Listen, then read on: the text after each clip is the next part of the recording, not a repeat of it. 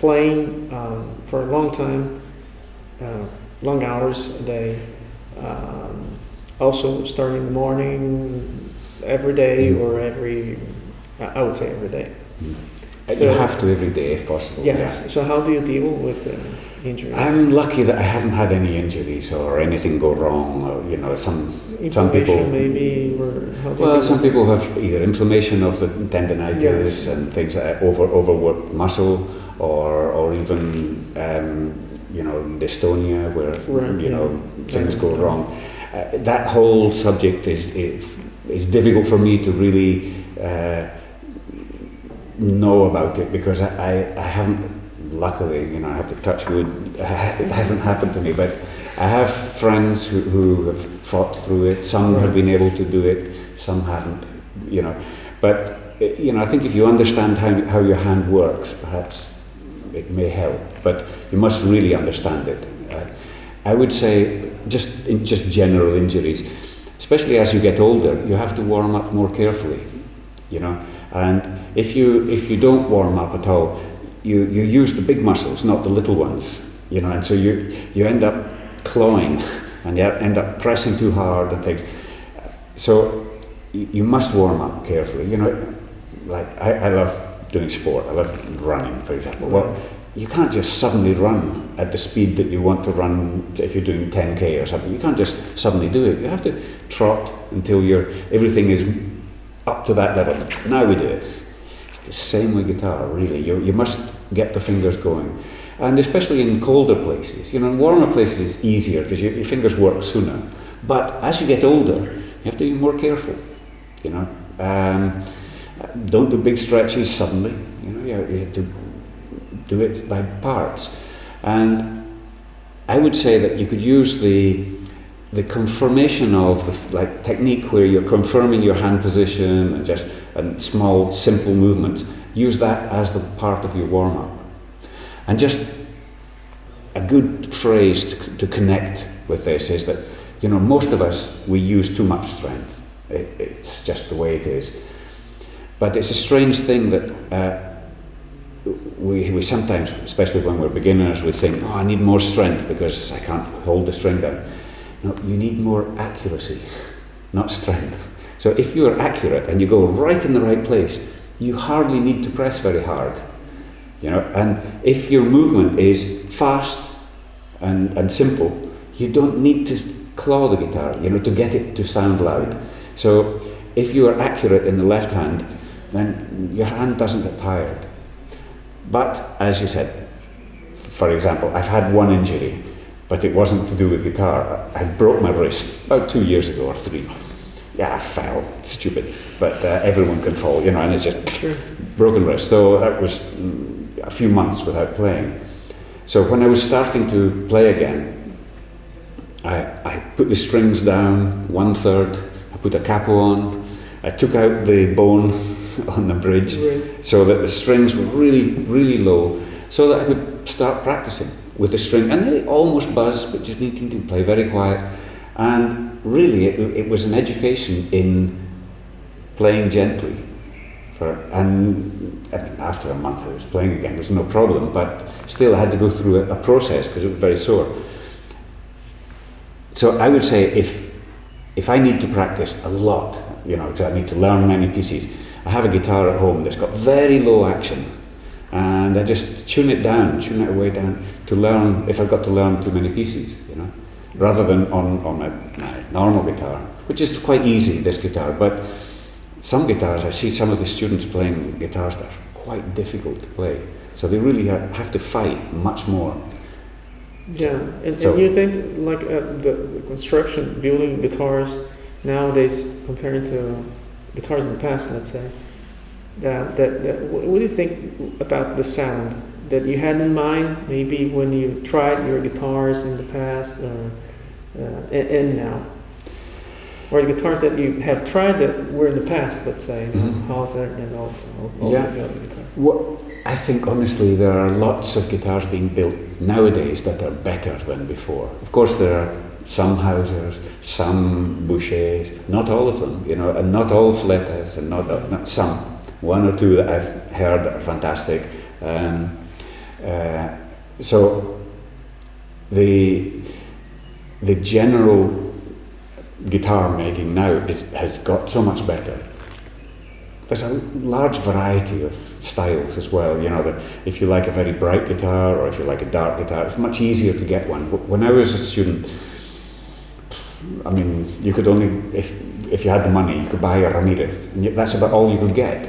Ramirez and Kono were the two kinds that you could go and buy. Boom, and some of my friends got the Romanillos because Julian Bream was playing them, and we couldn't get a Fleta because you had to wait forever and things. Nowadays, if you search around, there are lots of good makers, really, and you can find the guitar that is suitable to your way of playing. Right. You know? But I still get new guitars every now and again. You know, it's like a. And you still have like a habit. You know, there's a T-shirt that says, "How many guitars do you need?" One more. So, you know, always one more. There's always another guitar that might do some things better for you. Right.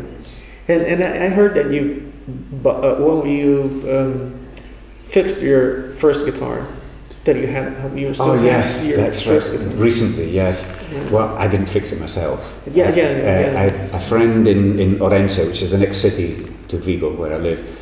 He's a very good guitar maker, Luis Cepeda. And so I got my guitar back. My brother had kept it, but it was really in bits, inside this old guitar case. And when my brother showed me, he said, "Oh, look at this," you know, everything was off. It had been left in the car at one point. It was already kind of destroyed, but the top didn't crack, and the back didn't crack. It just came up. It just came into pieces. Yeah. It's not a good guitar. It cost 1,000 pesetas in 1960 or something like that, and it was my first guitar that my parents bought for me, and so it seemed a pity to see it all broken up. So I said, well, I'll take all the bits home, and I was going to do it myself. And Luis came round and he saw it and said, oh, I'll do it. And he's put it together and it's beautiful. It's on the wall. Right. I love it. Refer to this violinist from when you're, let's say, not a teenager. Well, I moved to his house when I was 16. Oh, okay. Because I was living in Menorca. My parents were living in Spain, in Menorca. And I couldn't get lessons there. You know, also at that time, being a foreigner in Spain was not simple, if you like, in terms of going to school and getting into the conservatorio and all of that. There was no conservatorio in Menorca. You have to go to Palma or Barcelona. And so my parents had some friends who had bought pictures from them who were musicians, and they said, well, let them come to London. And, you know, they ended up looking after me and ended up in this house from the age of 16. So you had the sound of the violin, let's say. Yeah, I play the violin very badly because when all my friends were violinists, because I was living in this house and everybody I knew, of course also guitarists, but I knew many violinists, so they lent me a violin. And when you study in the Royal Academy, you have to do a second instrument. Sure, yeah. You know, Also usually, here, yeah. you know, it's of course. So, and because we were guitarists, oh, we don't like the piano because of your fingernails. You know. Yeah, I know. I did the piano. Well, you know, and you have to be careful. So we were like, we had to do some piano, but I learned the violin. I love it. I mean, it's a beautiful instrument, but very difficult. Yes. Yeah, we think the guitar is difficult. But how would you compare, you know, like the other instruments on the stage with the orchestra, without the orchestra, the guitar? How do you see the guitar compared to other instruments? I think the guitar honestly sounds best alone or several guitars in terms of really its best situation. You know, playing with an orchestra is fine, but we have some repertoire, but not huge repertoire that is really satisfying for the player and for the situation. But it's also nice that when the guitar and orchestra are together, you get to play for a different audience that perhaps wouldn't come to a solo guitar. So there's also a good side there. And nowadays the amplification is usually so much better than before. So with good amplification you can get a better balance with the orchestra. When I first played with orchestras, it was sometimes with no amplification or sounded horrible, you know. But nowadays it's much easier. There are many more kind of boxes that you can get that sound great. Right. But the difference between sort of instruments, in some ways, you have to be kind of lucky that your character fits the instrument you've chosen. And I like the fact that I can do it all myself.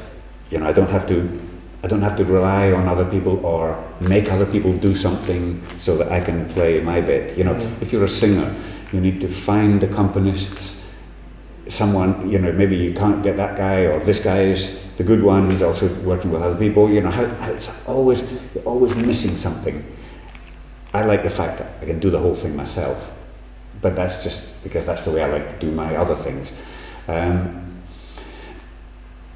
If you are part of an orchestra or something, that's a very different experience. And I've only done that with the violin. I mean, be part of, say, chamber music or something. You can do it on the guitar as well, but we're usually the soloist.